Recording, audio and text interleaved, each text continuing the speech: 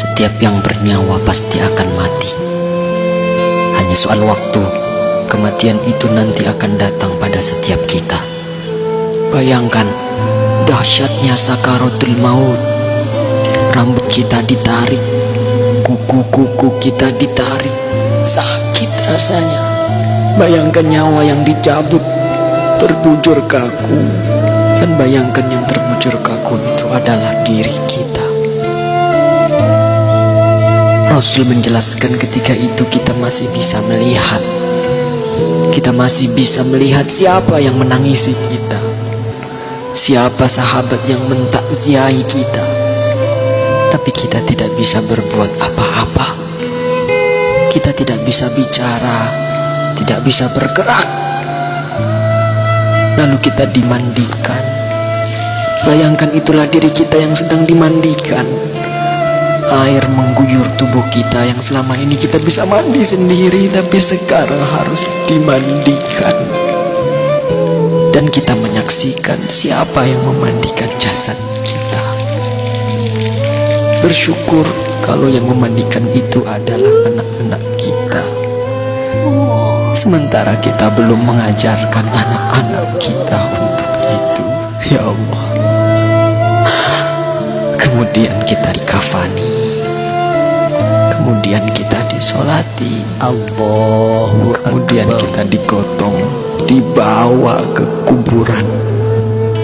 Rasul menjelaskan kalau yang dibawa itu mayit yang soleh, maka mayit yang soleh itu akan berkata.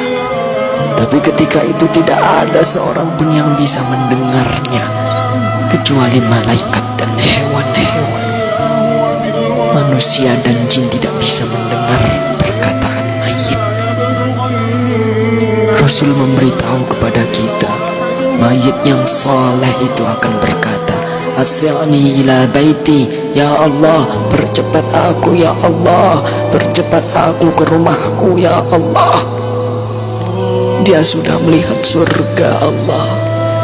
Dia sudah melihat surga karena kesolehan di dunia selama ini. Subhanallah. Tapi sebaliknya, ketika mayit itu mayit yang banyak maksiat, mayit yang selama di dunia suka mengumbar aurat, pembunuh, perusak, penipu, koruptor, ya Allah. Mayit itu akan berkata, Aina tadhabun, mau dibawa kemana aku ini? Berhenti, berhenti. Tapi tidak ada yang mendengarnya. Ibunya tidak bisa mendengarnya, ayahnya tidak bisa menolongnya, teman-temannya tidak bisa berbuat apa-apa. Dan terus ia dibawa ke dalam kuburnya. Subhanallah. Saudara, semua kita akan masuk ke dalam galian lubang tanah 2 meter. Ketika itu kita masih bisa melihat untuk yang terakhir, siapa yang mengubur kita, siapa yang menutupi tubuh kita dengan tanah. Mungkin keluarga kita, mungkin tetangga-tetangga kita, atau sahabat-sahabat kita. Tapi begitu selesai kita dikubur,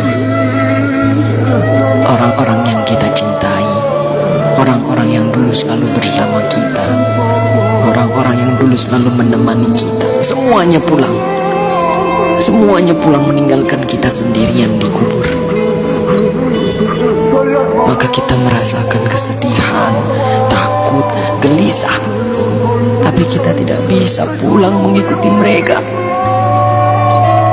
Kita hanya bisa mendengar langkah kaki mereka saat semua orang pulang meninggalkan kita sendirian di kubur.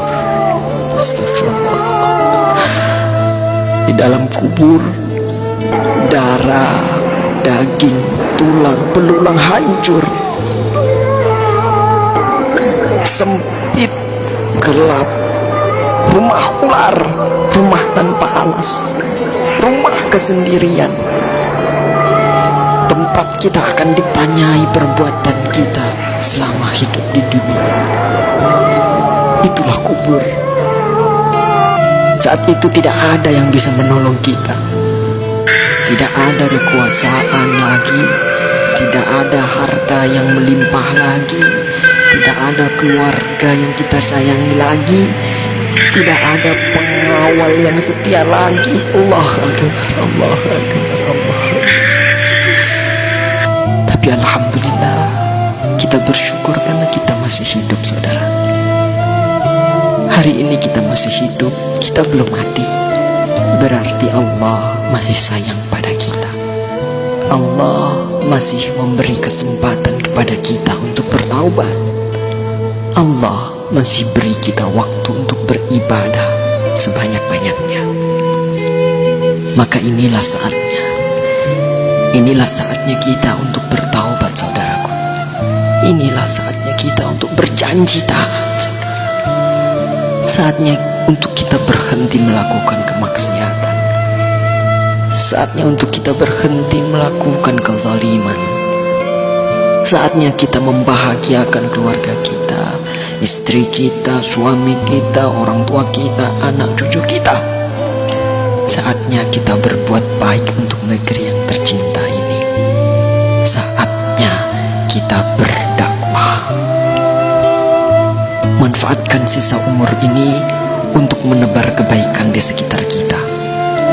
Karena kita tidak tahu kapan kita akan kembali kepada Sang Pencipta kehidupan, Allah Subhanahu wa ta'ala.